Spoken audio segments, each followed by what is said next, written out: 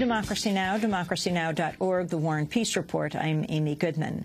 The Obama administration launched a drone strike in Yemen last week in an attempt to assassinate a U.S.-born Muslim cleric. Anwar al-Awlaki survived the attack, but 2 suspected members of al-Qaeda died.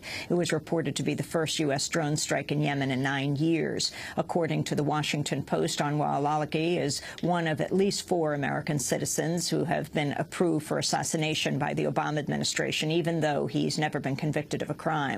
The attack came just days after U.S. Special Forces killed Osama bin Laden in Pakistan, and NATO strikes hit Libyan leader Muammar Gaddafi's compound. We'll have more on this story after headlines. Tension between Pakistan and the United States continues to rise following the U.S. killing of Osama bin Laden. On Sunday, President Obama appeared on CBS's 60 Minutes and said bin Laden had some sort of a support network inside of Pakistan. But we don't know who or what that support network was. We don't know whether there might have been some people inside of government, people outside of government, and that's something that we have to investigate, and more importantly, the Pakistani government has to investigate. Over the weekend, the Obama administration demanded Pakistan allow U.S. investigators access to bin Laden's 3 widows who were at the bin Laden compound last week. Meanwhile, the Pakistani intelligence community is being accused of leaking the name of the CIA station chief in Islamabad to the local press in an act of retaliation against the United States. This marks the 2nd attempted CIA outing in the past 6 months in Pakistan. On Saturday, the Pentagon released a number of videos of bin Laden that they said were captured during last week's raid, along with a trove of documents. The videos were released without audio, but Pentagon officials said they showed bin Laden rehearsing speeches and watching himself on television. Syrian President Bashar al-Assad has sent tanks deep into Syria's 3rd largest city, Homs, escalating a military campaign to crush a 7-week-old uprising. Syrian security forces are also continuing to conduct house-to-house raids across the country, detaining hundreds of people. Meanwhile, the Red Cross and the Red Crescent have also begun delivering aid to the Syrian city of Daraa after the army lifted its siege of the southern city. Patrick Youssef works with the International Committee of the Red Cross. What they found is that they lack some baby milk and some medicine for chronic illnesses, and this was the basic thing that they saw, and they're trying as well to respond as fast as possible, probably within the next days, where they will as well carry out another mission to Daraa. McClatchy Newspapers reports authorities in Bahrain have bulldozed dozens of Shiite mosques and other religious structures as part of a nationwide crackdown on Shiite dissidents. Shiites comprise about 70% of Bahrain's population, but are excluded from top government and security posts. The Obama administration said nothing in public about the destruction of the mosques.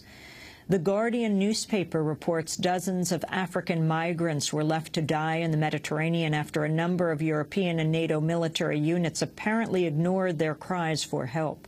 The boat had left Libya bound for Italy with 72 passengers, including several women, young children, and political refugees. All but 11 of those on board died from thirst and hunger after their vessel was left to drift in open waters for 16 days.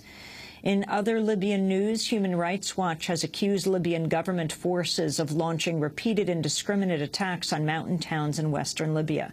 Accounts from refugees who fled the conflict say the attacks are killing and injuring civilians and damaging homes, mosques, and a school. In Egypt, 12 people died and more than 180 were wounded. Salafist Muslims attacked a Coptic Christian church in Cairo. Egypt's army has said that 190 people were detained after the fatal clashes will face military trials. Michael Munier is a Coptic politician and activist. We're staying here as long as it takes, a day, a 2, a week, 2. We need a stronger message. We are actually joined by tons of Muslims. We're organizing for a Friday possible march to the military council headquarters. This is not about Christians or Muslims. This is about Egypt. This is about the majority of Egyptians versus the fanatic elements of Egyptians. If Muslims start killing Christians and Christians start killing Muslims, we're going to have a Lebanon, we're going to have a country that's disfigured, and unfortunately, the revolution would be stolen, as it is being stolen right now in front of everybody that participated in it. The nation's official unemployment rate increased to 9% in April, although the private sector added 268,000 jobs in the month. 13.7 million people were counted as unemployed. Meanwhile, several states are taking steps to dismantle the unemployment insurance system. In Florida, Republican Governor Rick Scott's expected soon to sign a bill to immediately cut unemployment benefits by 11.5%. Unemployed workers would lose all benefits after no more than 23 weeks instead of 26. The bill also cuts by 10% the business tax that pays for unemployment benefits. The Associated Press is reporting CEOs at the nation's largest companies received giant pay increases in 2010. The typical pay package for a head of a company in the S&P 500 was $9 million last year, 24% higher than a year before. Philippe Dalman, the CEO of Viacom, took in $84.5 million last year, 2.5 times what he made the year before. In energy news, President Obama is calling on Congress to pass a bill to eliminate some of the tax breaks enjoyed by the major oil producers. I want everybody to listen here. Oil companies over the last 5 years, through recession, through ups and downs, the top 5 oil companies, their profits have ranged between $75 billion and $125 billion. That's with a B. Not million, billion. And yet they still have a tax loophole that is costing taxpayers $4 billion every year. Now, if you're already paying them at the pump, we don't need to pay them through the tax code. We do not need to do it. A new report by the Los Angeles Times and the Center for Responsive Politics shows campaign contributions from the mining industry helped to kill legislation aimed at increasing industry safety standards in the wake of last year's deadly West Virginia coal mine explosion. Congressmember George Miller introduced a bill last year to provide increased protection for industry whistleblowers and greater liability for corporate officers who knowingly put workers at risk. The National Mining Association alone spent $3.2 million on lobbying last year.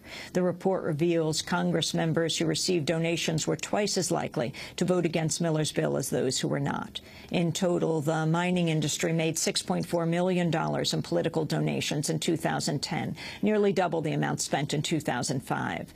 The West Virginia explosion at Upper Big Branch coal mine killed 29 men, making it the worst such disaster in 4 decades. Atlantic Southeast Airlines has launched an investigation after a pilot removed 2 Muslim imams from a flight because they were wearing traditional Muslim attire. The imams were trying to fly from Tennessee to Charlotte, North Carolina, in order to attend a conference on Islamophobia. In education news, New York Mayor Mike Bloomberg has announced plans to reduce the number of teachers in the city by more than 6,000. On Friday, Bloomberg said 4,100 teachers would be laid off. Another 2,000 teachers are resigning or retiring. In other education news, the City University of New York's Board of Trustees is meeting today and is expected to reverse its decision to block an honorary degree to the Pulitzer Prize-winning playwright and screenwriter Tony Kushner over his support for Palestinian human rights. CUNY has come under widespread criticism since voting to shelve the honor after one board member cited Kushner's critical views of Israeli government policies. CUNY trustee Jeff Weisenfeld has led the campaign against Kushner. In an interview with the New York Times, Weisenfeld criticized a reporter for suggesting there's a moral equivalence between Palestinians and Israelis. Weisenfeld said, quote, "People who worship death for their children are not human." And one of the country's leading peace activists of the past half-century, Father Dan Berrigan, is celebrating his 90th birthday today. In 1968, Father Berrigan made national headlines when he and 8 others burned draft files in Catonsville, Maryland. In 1970, he spent 4 months living underground as a fugitive from the FBI. In the early 1980s, he helped launch the international anti-nuclear plowshares movement when he and 7 others, including his brother Phil Berrigan, poured blood and hammered on warheads at a GE nuclear missile plant in King of Prussia, Pennsylvania. Father Berrigan talked about that action during an interview on Democracy Now! 5 years ago. We went in with the workers at the changing of the shift, and found there was really no security worth talking about.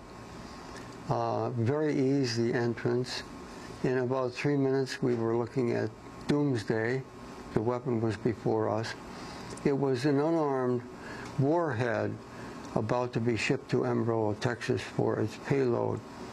So it was a harmless weapon as of that moment. And we cracked the weapon. It was very fragile.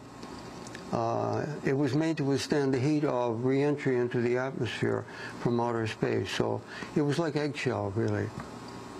And we had taken as our motto the great statement of Isaiah 2, they shall beat their swords into plowshares. So we did it, poured our blood around it, and stood in a circle, I think reciting the Lord's Prayer until Armageddon arrived, as we expected. Again, Father Dan Berrigan turns 90 years old today. And those are some of the headlines. This is Democracy Now!, democracynow.org, The War and Peace Report. I'm Amy Goodman.